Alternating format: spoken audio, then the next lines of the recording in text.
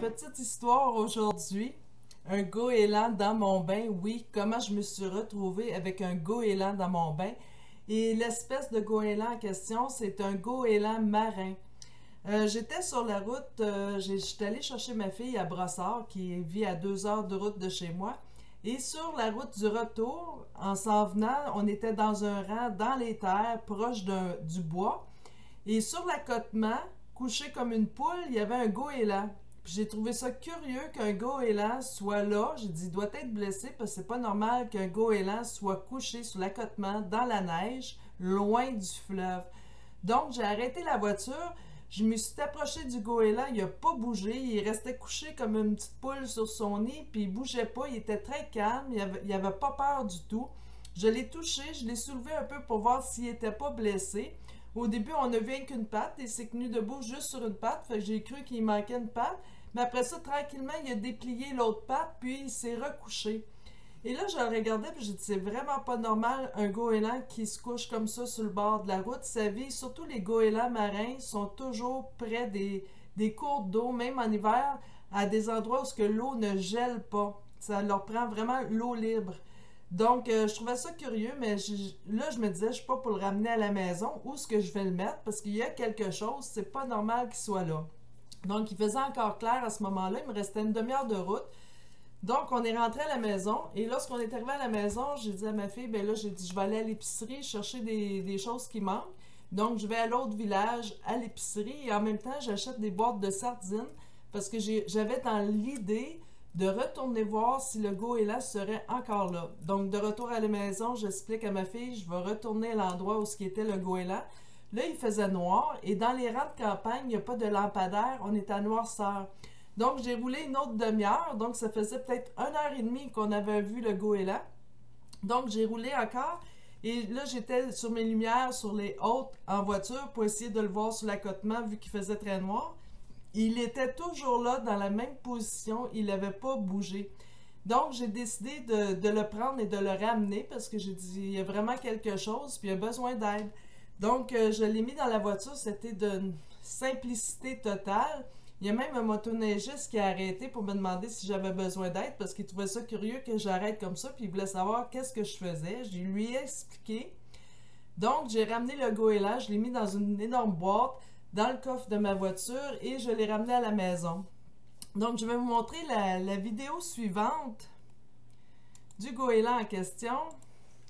Alors voilà, il a passé la nuit dans la boîte, je lui ai donné des sardines, il les a mangées. Il était vraiment pas farouche ni agressif ou quoi que ce soit parce que vous savez, les goélands peuvent être agressifs puis eux, ils attaquent les yeux. C'est ce que j'ai lu là-dessus quand ils veulent se défendre. Mais lui, vraiment, aucune agressivité, très calme. C'était comme naturel d'être là. Puis tellement qu'on se demandait, es-tu domestiqué? Es-tu été élevé dans un poulailler ou quelque chose comme ça? Et il cherchait pas à s'envoler ou quoi que ce soit, là, ni à se sauver. Donc, il a passé, je lui ai donné des sardines. Le soir même, j'ai rempli le bain d'eau froide.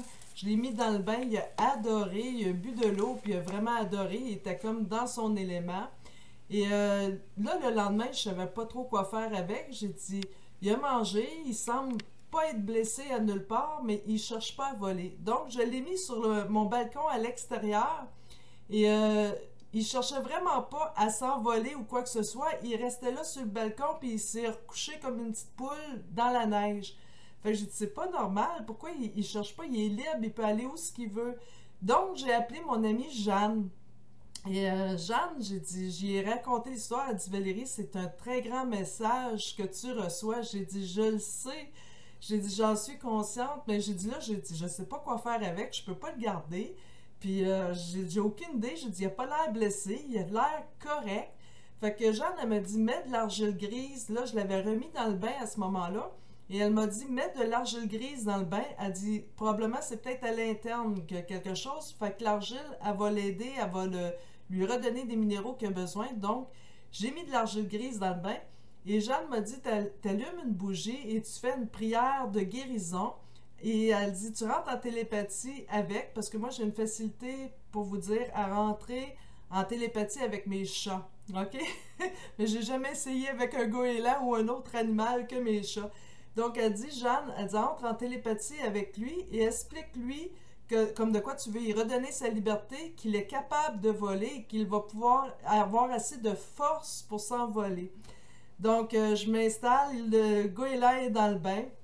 Et là, j'allume ma bougie, tout ça. J'ai mis l'argile grise, il a bu l'eau. J'y avais mis un petit peu de maquereau que j'avais acheté. Il en a mangé un peu. Puis là, il était dans le bain, il était dans son élément, très calme. Et vous savez, qu'est-ce qui était surprenant? C'est que c'était naturel d'avoir un goéland dans mon bain. Il n'y avait rien de surprenant pour moi. C'était comme naturel que j'avais un goéland dans mon bain, dans ma maison. C'était pas extraordinaire, c'était naturel. C'est assez spécial, hein? Donc, c'est ça. Fait que là, j'ai fait la prière de guérison. Je lui ai parlé en télépathie. Et ensuite, j'ai vidé le bain. Alors, je vais vous le montrer lorsqu'il était dans le bain et lorsque j'ai fait justement le traitement. Alors, voilà, il était dans le bain, il était bien. Il a fait, il prenait son bain, tout ça. C'est vraiment un oiseau très gros, hein. C'est pas comme une mouette, là. C'est beaucoup plus grand. Puis quand ça l'ouvre ses ailes, mon bain, c'est un bain double. Et le bain était trop petit pour lui, là. Quand il ouvre ses ailes, vraiment, il se cognait. Mais bon, donc, ce qui est arrivé avec le goéland que j'ai surnommé Arnold, c'est qu'après avoir fait le rituel de guérison, de lui avoir parlé en télépathie, alors, j'ai vidé l'eau du bain et je l'ai laissé faire le nettoyage de son plumage, puis relisser ses plumes, tout ça. Et après, je me suis habillée et je l'ai pris, puis il se laissait prendre, là, vraiment aucun problème. Donc, je l'ai pris, mais pour pas qu'il soit apeuré en allant à l'extérieur, je mettais une serviette sur la tête et je l'ai emmené à l'extérieur dans un endroit où il y avait de la place pour s'envoler. Je l'ai déposé. Et là, Arnold, ben tout simplement, il faisait juste lisser ses plumes. Alors, je l'ai regardé et j'ai dit, Arnold, je ne vais pas passer 1 heure de mon temps à regarder lisser tes plumes. Je veux vraiment que tu t'envoles. Je veux savoir, es-tu capable maintenant de voler?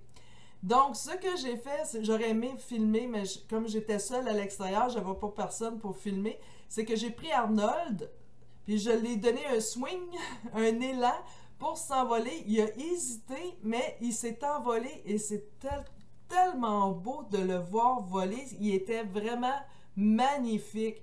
Donc, écoutez, le message du goéland, ça parle de liberté et d'indépendance. C'est très puissant.